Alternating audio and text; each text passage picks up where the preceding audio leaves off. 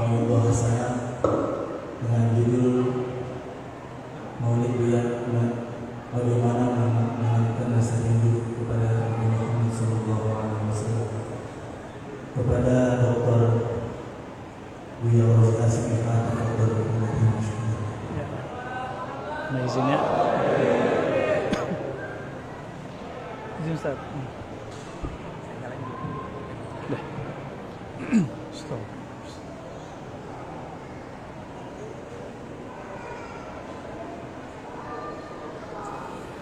Assalamualaikum warahmatullahi wabarakatuh.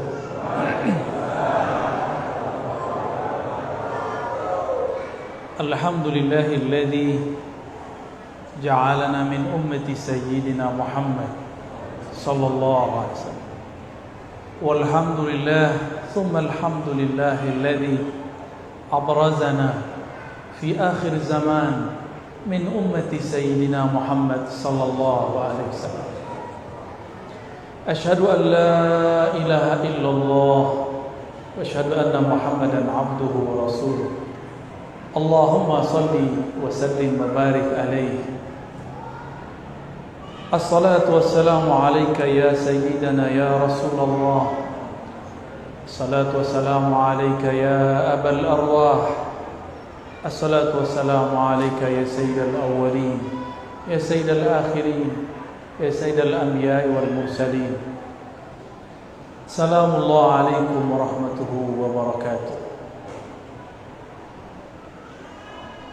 Jamaah, para pecinta Allah, perindu Rasulullah sallallahu alaihi wasallam.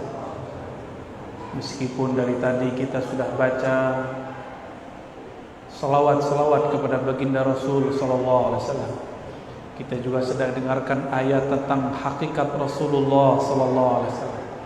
Mari kita kirimkan mahar kerinduan surat Al-Fatihah, kita kirimkan kepada baginda Nabi Muhammad sallallahu alaihi wasallam, para guru-guru kita, masyayikh kita, imam yang mengarang kitab ini, Al-Habib Al-Alamah Ad-Dai' Umar bin Muhammad bin Salim bin Hafiz. Begitu juga pengarang-pengarang kitab yang lain, Diaul Lami, Daiba, Al-Barzanji. Kepada yang pertama kali menghidupkan Maulid Nabi, As-Sultan Al-Muzaffar Abu Sa'id Al-Kawkabari. Kepada iparnya Salahuddin Al-Ayubi, merekalah yang menghidupkan majlis ini. Untuk mereka kita kirimkan mahar kerinduan, tanda terima kasih. Al-Fatihah. A'udzu billahi minasyaitonir rajim. Maliki yaumiddin. Iyyaka na'budu wa iyyaka nasta'in. Shiratal ladzina an'amta 'alaihim ghairil maghdubi 'alaihim waladdallin. Semoga berkah bacaan Al-Fatihah, surat pembuka, Allah buka hati pikiran kita, Allah buka ruh kita yang selama ini terpenjara oleh nafsiyah, kedirian, keegoan kita. Amin ya rabbal alamin. Bagaimana cara menumbuhkan rindu? Kenalilah yang dirindui, cintailah ia, dengarkan kisah-kisahnya. Maka malam ini saya akan kisah sebagian dari kisah beliau. Tatkala Abdullah pulang ke rumahnya, Abdullah dinikahkan dengan Aminah bintu Wahab. Abdullah menyebutkan dirinya, ana zabihani. Maka Nabi Muhammad mengatakan, ana ibnu zabihani. Aku adalah putra dari dua orang yang pernah akan disembelih. Pertama Abdullah, dan yang lebih awal lagi adalah Sayyidina Ismail alaihissalam. Dulu Sayyidina Abdullah pernah mau dibunuh. Bukan dibunuh, dinazarkan. Jika dia lahir, maka Abdul Muttalib akan menyembelihnya. Diundi. Undian ke-10 baru namanya hilang. 1 kali undian 10 kali domba. Maka 10 kali undian 100 domba. Abdullah mengatakan, ana ibnu mi'ati ghanamin. Aku seharga 100 domba. Mahal ya. Sayyidina Abdullah dinikahkan dengan Aminah. Itu karena Abdul Muttalib bermimpi ada pohon tumbuh dari dalam rumahnya. Pohon itu hanya menutupi sebagian, tapi kurang menaungi bagian yang lain. Esok hari datanglah ia kepada ahli takbir mimpi. Apa kata dia? Wahai Tuan, takbirlah mimpiku. Maka sang pentakbir mimpi mengatakan, pohonmu artinya adalah dari nasabmu akan tumbuh, akan muncul seorang pemimpin di tanah Arab. Tapi kepemimpinannya tidak sempurna kecuali dia dikawinkan dengan pohon satu lagi. Maka kawinkanlah dia dengan keturunan Wahab. Pulang dicarilah oleh Abdul Muttalib. Apakah Wahab punya anak seorang putri? Ternyata beruntunglah putrinya adalah seorang yang sangat amanah. Maka digelari, dinamai dengan Aminah.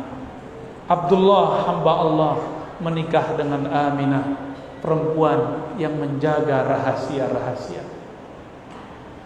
Menikahlah Abdullah, di dalam dirinya ada nur yang dulu ada dititipkan Allah kepada Nabi Adam, turun ke Nabi Syis, turun ke Nabi Idris, turun ke Nabi Nuh, turun ke Nabi Ibrahim, turun ke Nabi Ismail, turun kepada Bani Kinan, Bani Quraisy, terus Adnan, terus sampai kepada baginda Rasul. Dari Abdullah turunlah nur itu kepada Aminah.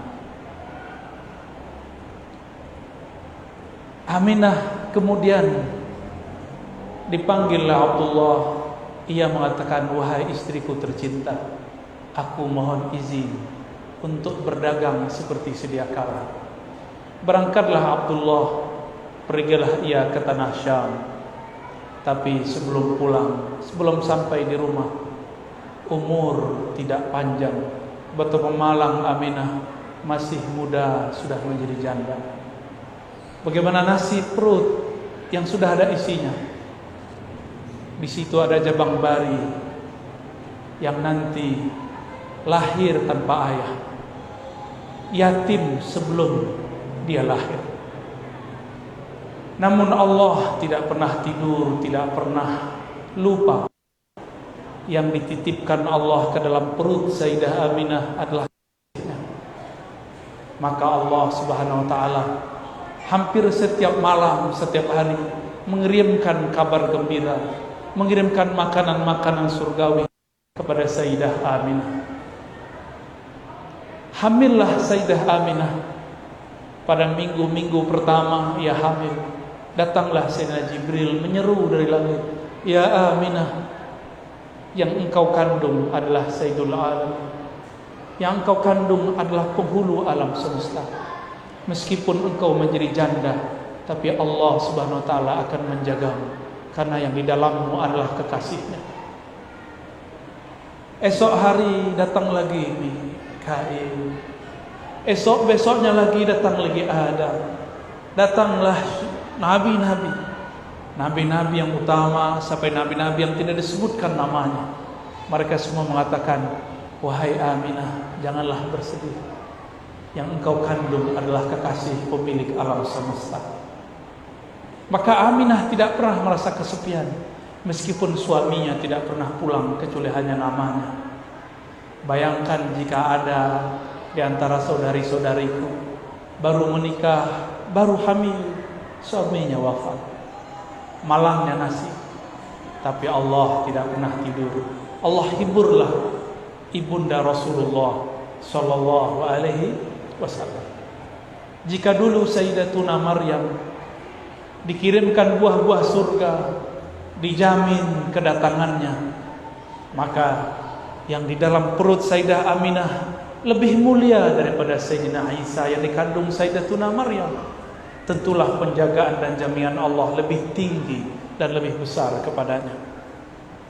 Itulah yang membuat Sayyidah Aminah yakin hidupnya aman sentosa.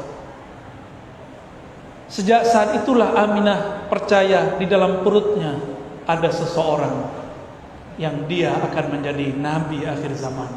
Dialah makhluk pertama yang percaya di antara manusia bahwa yang akan dia lahirkan adalah seorang nabi. Belum lahir Nabi Muhammad, Aminah sudah beriman. Tidak seperti yang dikatakan oleh orang-orang yang buruk adab kepada baginda Rasul sallallahu alaihi wasallam, yang mengatakan orang tua Nabi disiksa dalam neraka. Bagaimana adab dia kepada Rasulullah? Bagaimana dia nanti kalau ketemu Rasulullah, dia menyakiti Rasulullah dan mengatakan, "Hei Rasul, orang tua masuk neraka." Rasulullah tidak akan menyapa orang ini. Maka adalah seorang ulama murid Imam Ghazali bernama Ibn al-Arabi al-Maliki al-Ma'afiri. Apa kata beliau? Siapapun yang mengatakan orang tua Nabi masuk neraka, mal'unun, terlaknat ia. Maka kita tidak akan berkata seperti kata-kata pelaknat. Berkembanglah, tapi Sayyidatuna Aminah tidak merasa beban di perutnya, karena beban itu telah ditanggung oleh Allah. Justru dia merasa hidupnya tambah terang, pikirannya tambah cerah. Bayangkan, siapakah di antara Ustadz, Kiai, Habib yang bermimpi ketemu Jibril? Adakah kita yang sudah baca kitab yang hafiz Quran bermimpi Mikail? Adakah di antara kita ketemu para nabi dalam tidur-tidurnya? Adakah di antara kita yang dihibur oleh malaikat-malaikat ketika dia bermenung? Tidak ada. Orang yang dianggap wali, dianggap habib sekalipun belum tentu mendapatkan kemuliaan ini.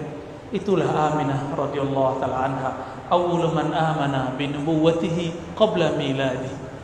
Orang pertama yang percaya kepada Nabi Muhammad sebelum dia lahir.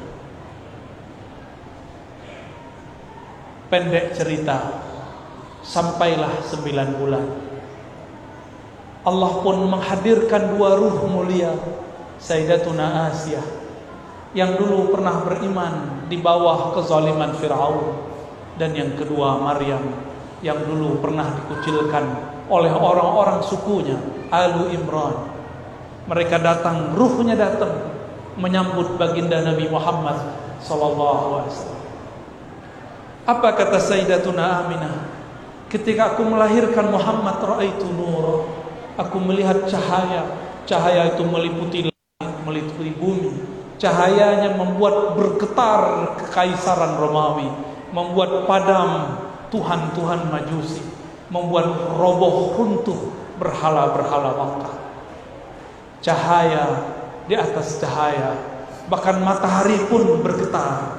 Lahir sumber dari cahayanya baginda Nabi Muhammad sallallahu alaihi wasallam. Rembulan pun girang menangis, dia bergetar. Maka sang rembulan mengatakan, namaku Al-Badar adalah memindam namanya. Maka hari mengatakan, aku matahari pelita, itu adalah nama Muhammad sallallahu alaihi wasallam. Jika bulan mengatakan aku pantulan matahari, matahari mengatakan sumberku dari nur Muhammad sallallahu alaihi wasallam. Dialah Asy-Syams, dialah Al-Badr, tala'al badru alaina. Itulah yang kita baca dalam syair-syair. Tala'al badru alaina, anta syamsun anta badrun. Engkaulah syams. Syamsun artinya pelita, matahari yang sebenarnya. Dialah sebenarnya Al-Badr, bulan purnama. Baginda Rasul lahir. Kemudian setelah 2 ruh suci ini kembali, diambillah oleh Suwaibah al-Aslamiyah, budak daripada Abu Lahab, paman Rasulullah sallallahu alaihi wasallam. Suwaibah karena Aminah masih lemas, Suwaibah menyusukan Rasulullah sallallahu alaihi wasallam. Suwaibah karena menyusukan Nabi, dia seorang budak, dia taruhlah anak itu. Aminah sadar, maka disusui oleh ibunya. Suwaibah pun pulang ke rumah tuannya Abu Lahab, mengabarkan, wahai tuan, keponakanmu, anak dari Abdullah telah lahir, Muhammad namanya. Abu Lahab merinding. Itu hari Isnin, hari Senin, hari yang tadi. Abu Lahab kemudian mengatakan, wahai Suwaibah, saksikanlah bahwa engkau merdeka hari ini. Kenapa ia dimerdekakan? Karena dia menyusui Nabi Muhammad sallallahu alaihi wasallam. Siapapun yang bersentuhan dengan Rasulullah, dengan zat Nabi Muhammad sallallahu alaihi wasallam, maka dia mulia. Maka disebutkan dalam hadis yang kualitasnya oleh Imam Suyuti dikatakan naik menjadi hasan li ghairihi, menjadi bagus karena ada dalil-dalil lain yang menguatkannya. Ketika Abu Lahab mati, setiap hari Senin di alam barzakh, khaffafallahu anhu. Tersebutlah dalam kitab Diyaul Lami. Kalau di kitab ini halaman 34, annal azaba mukhaffafun fi kulli isnain li farhatihi biman wafana. Abu Lahab diringankan siksaannya setiap yaumul isnain, setiap hari Senin, li farhatihi, karena dia bahagia dengan kelahiran Nabi besar kita Muhammad sallallahu alaihi wasallam. Apa kata sahib kitab Diyaul Lami? Hadza ma'al kufri fa kaifa bi farhati man dhi fuadin intala imana. Ini diringankan azabnya karena dia bahagia sedangkan dia masih kafir. Bagaimana jika kalbu seseorang itu percaya kepada Nabi Muhammad sallallahu alaihi wasallam, maka dia diberkahi setiap saat dari hidup. Tidak hanya yaumul isnain, tapi setiap kali dia merayakan, dia berbahagia farhan kelahiran Nabi Muhammad sallallahu alaihi wasallam. Allah akan kurangi beban hidupnya. Allah akan pikul bersama-sama bebannya. Wa rafa'na laka dzikrak. Rasulullah telah diangkat ketinggian namanya, maka siapa yang meninggikannya ikut ditinggikan oleh Allah Subhanahu wa taala. Jamaah yang dimuliakan Allah, itu Abu Lahab diringankan Allah karena dia farhan, dia bahagia karena baginda Nabi Muhammad sallallahu alaihi wasallam lahir. Apapun yang percaya kepada baginda Rasulullah sallallahu alaihi wasallam, dan dia bahagia dengan kelahiran Nabi Muhammad sallallahu alaihi wasallam, falahu, bagi dia barakat, rahmat, keberkahan yang melimpah, rahmat-rahmat tiada bertepi.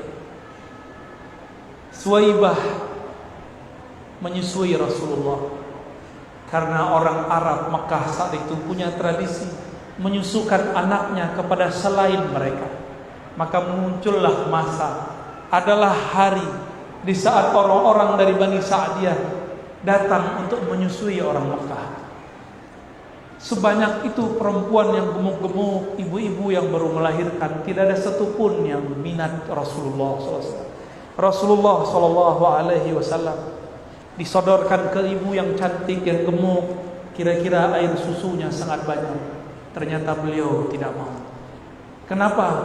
Karena hampir semua perempuan yang berisi badannya, yang kenyal, yang sehat, itu ketika menyusui Rasulullah, dia susui anak si perempuan itu dahulu dengan kanannya, Rasulullah ke bagian kirinya. Rasulullah tidak mau meminum bagian kirinya. Berbeda dengan Halimah. Dia Halimah sangat santun dan sangat sopan. Ketika dia mau menyusui Sayyidina Muhammad, maka diletakkan anaknya sebelah kiri. Dia ambil Nabi Muhammad, maka sang Nabi kecil langsung mau menyusui. Perempuan yang sangat kurus malam. Dia punya ternak-ternaknya banyak yang mati. Dia punya ternak domba yang bisa mengeluarkan susu, tapi susunya tiada yang keluar. Tapi semenjak dia mendatangi Nabi Muhammad dibawa pulang. Semua ternaknya gemuk, semua air susu pun mengalir. Diangkatlah oleh Allah derajat Halimah yang tadinya fakir, miskin, menjadi keluarga yang penuh diberkati.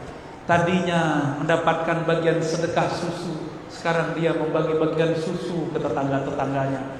Kenapa? Di rumahnya ada bayi kecil, Sayyidul Alamin, Sayyidina Muhammad sallallahu alaihi wasallam. Halimah, dia orang yang miskin, tapi dia sabar. Rasulullah mengatakan, Allahumma ja'alni miskina. Ya Allah, Engkau kayakan aku, tapi jadikan styleku style orang miskin. Karena dulu yang menyusukanku seorang yang miskin. Sallallahu alaihi wasallam. Pendek cerita, umur beliau sudah sampai 7 tahun. Bermain-main dengan saudara susunya di satu tempat. Beliau badannya biasa, badannya kecil, naik keledai bersama dengan saudaranya, anak Halimah Sa'diyah. Betapa lucunya Sayyidina Muhammad berdua dengan saudara susunya di atas keledai. Keledai itu lebih rendah daripada onta, lebih rendah juga daripada kuda, tapi juga lebih besar daripada bighal. Sedang sekali jika ada orang berjalan di atasnya, lucu, sangat menarik sekali. Sampai di tengah jalan, apa kata Sayyidina Muhammad kecil? Wahai saudara susuku, aku kehausan, aku pengen makan dan minum. Jika engkau berkenan, jemputlah ke rumah ibumu, aku sungkan kepada ibu. Maka pulanglah dia. Tapi ketika dia pulang, balik lagi. Ketika dia balik, dia melihat Nabi Muhammad SAW sedang dibelah dadanya oleh dua sosok bersayap, sangat besar, tapi wajahnya sangat indah. Kemudian si anak ini lari kepada ibunya. Wahai ibunda, kutila Muhammadun, kutila akhi Muhammadun. Saudaraku dibunuh oleh dua sosok yang tidak tahu dari mana. Halimah pun ketakutan, wajahnya pucat, bulu romanya merinding. Dia penuh ketakutan, dia panggil suaminya, wahai suamiku, anak kita Muhammad, anak kita dibunuh oleh seseorang. Dia menangis, dia teriak, ya Muhammad, ya Muhammad. Ternyata sampai di sana Nabi Muhammad SAW main-main seperti sedia kala. Dia peluklah Nabi Muhammad SAW yang tadinya jantungnya tidak mau copot, tapi melihat Nabi Muhammad masih utuh sedia kala, dia bahagianya bukan main. Ternyata anakku, anak susuku masih hidup, sumber keberkahanku masih hidup. Walhasil Sayyidatuna Halimah mengatakan kepada suaminya, wahai suamiku, anak kita bukan anak biasa. Dia dicari bukan hanya oleh orang dibunuh, tapi seperti yang dikatakan Muhammad. Ketika kita tanya, ya Muhammad, siapakah dua makhluk itu yang diceritakan saudara susumu? Beliau mengatakan, aku melihatnya turun dari langit. Halimah geleng-geleng kepala, ini bukan manusia biasa. Wahai suamiku, kita mungkin bahkan salah adab kepada anak ini. Jangan-jangan anak ini pilihan Allah Subhanahu wa ta'ala. Besok kita kembalikan ke ibunya. Besok dia datanglah kepada Sayyidah Aminah. Sayyidah Aminah tertawa, tersenyum. Apa katanya? Wahai Halimah, engkau baru tahu, sedangkan aku sudah tahu sebelum dia lahir. Ketika dia lahir, aku melihat lebih dahsyat lagi. Bahkan cahayanya meliputi alam semesta. Sayyidah Aminah tidak kaget, Sayyidah Aminah tidak ketakutan. Yang ketakutan malah Halimah As-Sa'diyah. Sejak saat itulah Halimah Sa'diyah hanya mendengar kabar tentang anak susunya. Nabi Muhammad kecil dibesarkan oleh ibunya. Diajak ziarah, diajak kemana-mana. Nabi Muhammad SAW kecil, tapi pembicaranya seperti orang besar. Berkalam tauhid, ahad. Tidak pernah masuk ke dalam Masjidil Haram lalu menyembah Latta dan Uzza. Beliau tidak pernah menyembah satu berhala pun, tidak pernah meminum satu teguk khamar pun, tidak pernah maling satu buah pun, tidak pernah mematahkan satu ranting pun. Baginda Nabi Muhammad SAW. Ketika beliau mulai menjadi anak-anak, mulai remaja, beliau disuruh oleh kakeknya dan pamannya diberi tugas menjadi seorang pengembala domba. Pengembala domba itu harus punya sifat. Sifatnya sifat sabar, tiada batas. Harus rigid, harus tahu ada domba, ada kambing yang tidak ikut serta. Dan tidak boleh mengambil satu pun sampai lapor kepada tuannya. Nabi Muhammad belajar di situ amanah. Beliau belajar di situ bagaimana sabar. Jangankan manusia, domba pun beliau sangat sayang. Nabi Muhammad kecil kemudian berkembang jadi dewasa. sebelum beliau berumur 20 tahun terjadi perang di antara orang-orang Arab. Nabi pun ikut berperang. Kemudian selesai perang, terjadilah rapat besar di Ka'bah. Orang-orang di Ka'bah, semua suku sepakat untuk merenovasi masjid pertama di alam semesta. Mereka runtuhkanlah Ka'bah, dibangunlah Ka'bah yang baru. Tapi ketika mereka hendak menaikkan Hajar Aswad, semuanya merasa berhak. Ada 4 suku, semuanya mengatakan, aku lebih tua. Yang satu mengatakan, aku paling banyak memberi donasi. Yang lain mengatakan, aku, kami. Di saat seperti itu, datanglah Sayyidina Muhammad SAW menawarkan suatu penyelesaian masalah. Apa kata beliau? Wahai tuan-tuan, wahai paman-pamanku, kakek-kakekku, maukah kalian aku tunjukkan cara yang paling mudah, semuanya kebagian. Maka beliau turunkan ridaknya. Ini namanya ridak, selendang. Selendang ini dipegang satu sudut oleh satu suku, dan suku yang lain. Lalu Nabi Muhammad mengatakan, saksikanlah, izinkan aku mengangkat batunya. Lalu kalian taruh ke Ka'bah. Maka semuanya sepakat. Kenapa? Semua suku dapat kebagian. Semenjak saat itulah baginda Nabi Muhammad SAW bernama Fatanah. Seseorang yang bersosok cerdas, sangat cerdas. Orang yang tadinya bertengkar, datang beliau selesai semua masalah. Suatu kali beliau diajak oleh Abu Talib, paman beliau. Wahai Muhammad anakku, kata Abu Talib, karena Abu Talib adalah abang kakanda daripada Abdullah. Ikutlah aku berdagang ke negeri Syam. Syam dulu dinamakan negeri Rum, negeri Romawi, Romawi Timur. Bahasanya bahasa Yunani, bahasa Romawi. 2 bahasa itu dipakai. Makanya ibu kotanya dalam bahasa Arab disebut Dimash. Dalam bahasa sana disebut Damaskus. Ada us menunjukkan bahasa asli sana. Diajaklah Nabi Muhammad SAW remaja untuk berangkat ke negeri Syam. Ternyata sebelum masuk ke pusat kota Damaskus, sudah ada rahib yang setiap hari melihat adakah kafilah yang membawa tanda-tanda kerasulan. Bertahun-tahun, puluhan tahun dia menunggu, karena dia membaca di kitab Injil bahwa sang Nabi akhir zaman jika melewati sesuatu tempat, pohon-pohon pun merunduk, hewan-hewan pun sujud, semua batu-batu mengucapkan salam, Assalamualaikum ya Rasulullah. Sampailah kemudian di suatu masa yang ditunggu-tunggu, tanpa dikira, tanpa direncanakan, si rahib yang bernama Bukhairah mendapatkan apa yang dia tunggu puluhan tahun. Ternyata ada kafilah di ujung sana, berasal dari negeri Mekah, membawa keajaiban. Dia perhatikan semua pohon merunduk, tiada kafilah seperti ini. Dia perhatikan semua hewan pun sujud, tapi manusia tidak ada sadar. Dia perhatikan di atas kafilah itu ada awan. Awannya teduh, sangat teduh sekali.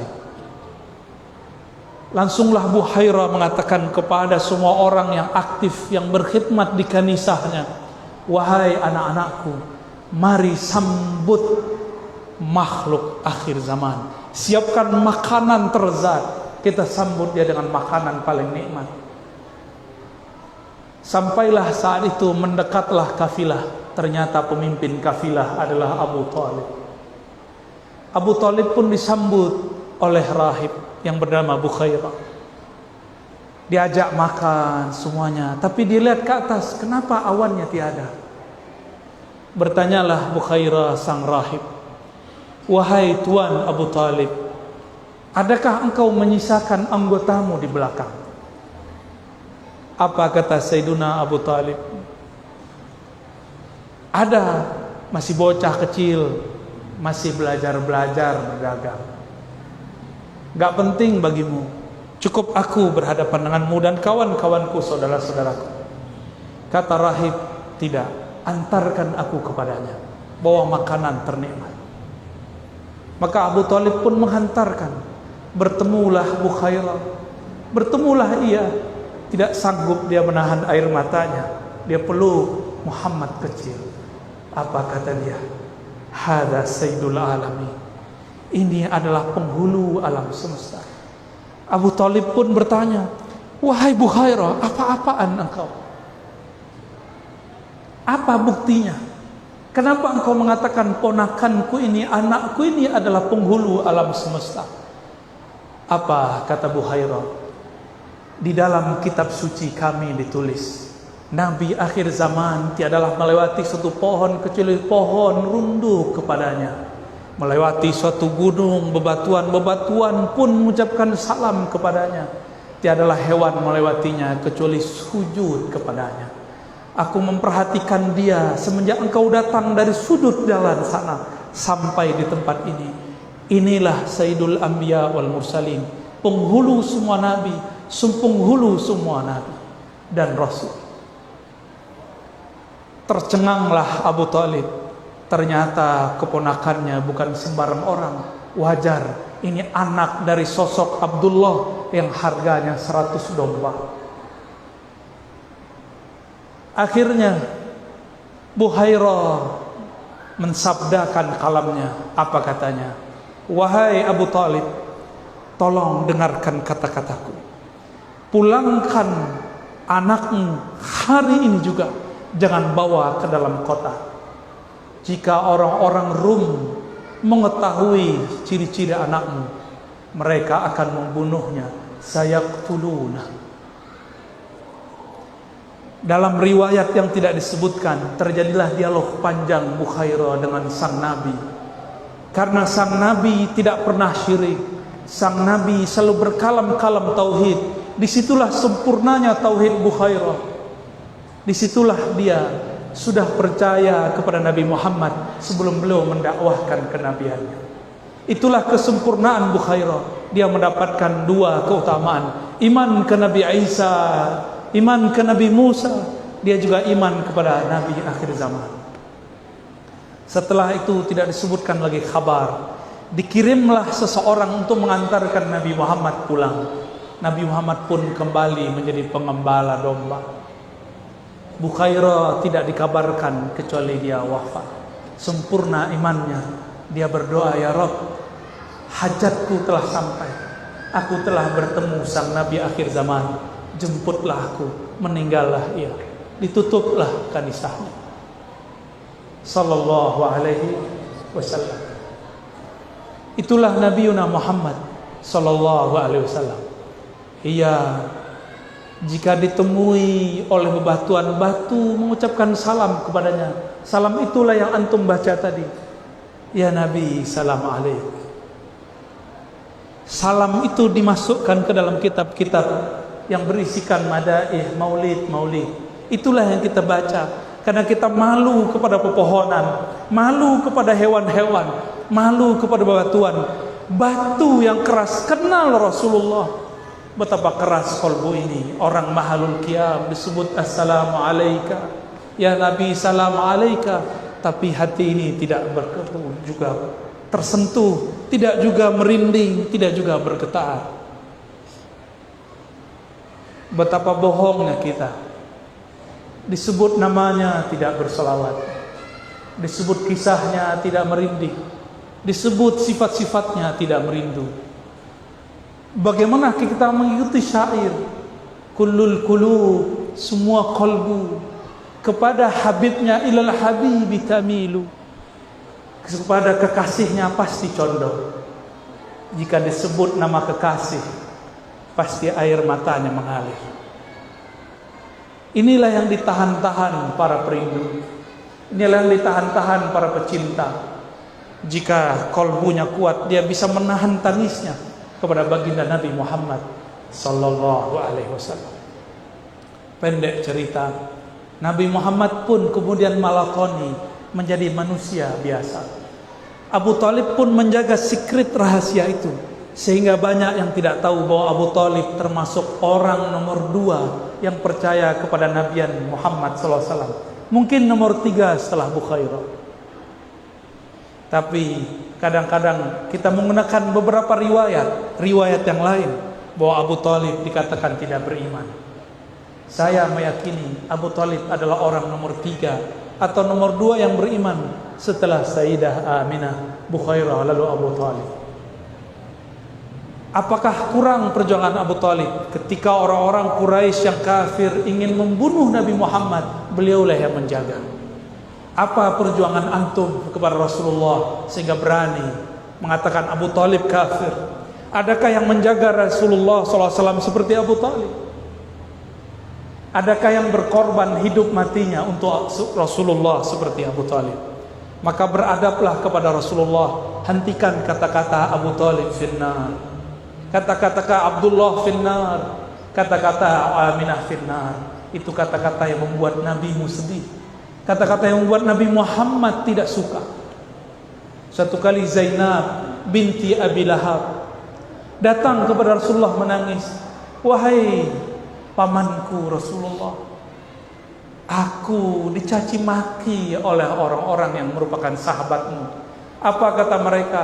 Ya binta ahlin nar, wahai anak penduduk ahli neraka Abu Lahab. Aku sedih wahai Rasulullah.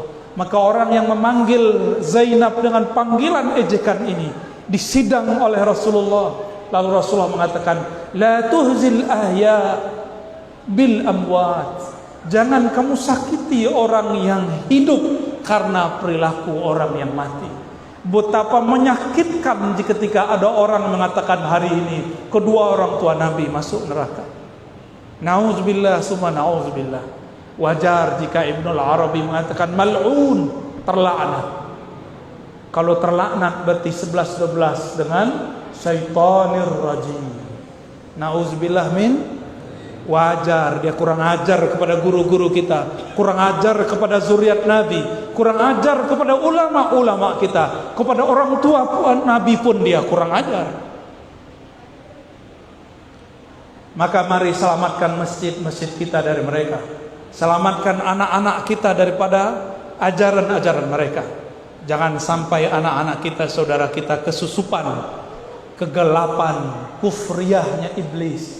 Nauzubillah min dzalik. Bapak saudara makan Allah, itulah beberapa kisah yang dapat saya bagikan tentang baginda Nabi Muhammad sallallahu alaihi wasallam. Jika diteruskan, bisa saya yang tidak kuat, bisa antum yang menjerit. Semoga cinta ini sampai kepada baginda Nabi Muhammad sallallahu alaihi wasallam. Ya Sayyidana ya Rasulullah, wahai baginda Rasulullah, kami malam ini berkumpul di masjid yang nama masjidnya pun diambil dari gelarmu, Masjid Nabawi. Izinkan kami meneguk air haudmu, air telagamu nanti, wahai Rasulullah. Wahai Rasulullah, terimalah salam dari kami, terimalah rindu dari kami, terimalah cinta dari kami. Ya Allah, kalbu ini lebih keras dari batu. Kalbu ini lebih susah diatur daripada binatang. Kalbu ini lebih gelap daripada semua kegelapan. Namun berkat cinta kami kepada Nabi Muhammad ya Allah, maka beri cahaya di kalbu kami ya Allah. Lembutkan hati kami yang keras ya Allah. Ya Allah, kalbu kami sangat keras ya Allah. Disebut namanya kami tidak tersentuh ya Allah. Disebut namanya kami tidak rindu ya Allah. Disebut kisah-kisahnya kami pun tidak bisa membayangkan hidup bersamanya ya Allah. Maafkan kami ya Allah. Ya Afu, ya Karim, ya Ghafar, ya Ghafur. Bihaqqi Sayyidina Muhammad, dengan kebesaran Nabi-Mu ya Allah, jadikan kami yang hadir malam ini, yang menyaksikan maulid Nabi-Mu Muhammad sallallahu alaihi wasallam, orang yang Kau ringankan beban hidupnya, yang Kau ringankan dosa-dosanya, yang Kau ringankan azab-azabnya, yang Kau tutup semua kegelapan kami dengan cahaya-Mu. Berapa banyak pun dosa kami ya Allah, Namun jika rahmaniahmu, kasih sayangmu melimpahi kami, semuanya akan melimpahi, semuanya akan menutupi kami ya Rabb. Allah masturna bisitrikal jamil. Ya Allah yang maha indah, kami ini tidak indah ya Allah. Amal kami sangat buruk ya Allah. Batin kami sangat busuk ya Allah. Namun dengan keindahan keharuman-Mu ya Allah, maka harumkan qalbu kami dengan nama Nabi-Mu ya Allah. Rabbana atina fid dunya hasanah wa fil akhirati hasanah wa qina adzabannar. Ya Allah, berikan yang kami yang hadir malam ini kebahagiaan di dunia dan di akhirat. Berkah Nabi-Mu Sayyidul Awwalin, Sayyidul Akhirin. Jika kami dibangkitkan nanti di padang mahsyar, izinkan kami mendapatkan tanda pengenal, cahaya yang memancar di wajah kami, cahaya bekas wudu, cahaya sujud, sehingga Nabi-Mu mengenali kami. Jangan jadikan kami orang yang mengatakan ya Rasulullah, tapi Rasulullah tidak menoleh kepada kami. Jangan jadikan kami ya Allah orang yang mengaku umat Nabi Muhammad, tapi Nabi tidak mengakui kami. Jadikan kami ya Allah tanpa mengaku pun Nabi menjemput kami. Ketika kami ditimbang, kami diberi syafaat, dibantu oleh Rasulullah.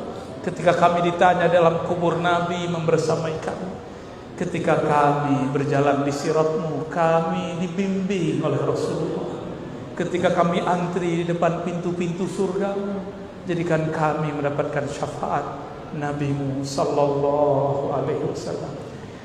Wa sallallahu ala sayyidil awwalin, sayyidil akhirin, sayyidina Ahmad, sayyidina Muhammad wa ala alihi wal mahdi khalafihi wasallam. Walhamdulillahi rabbil alamin. Assalamualaikum warahmatullahi wabarakatuh.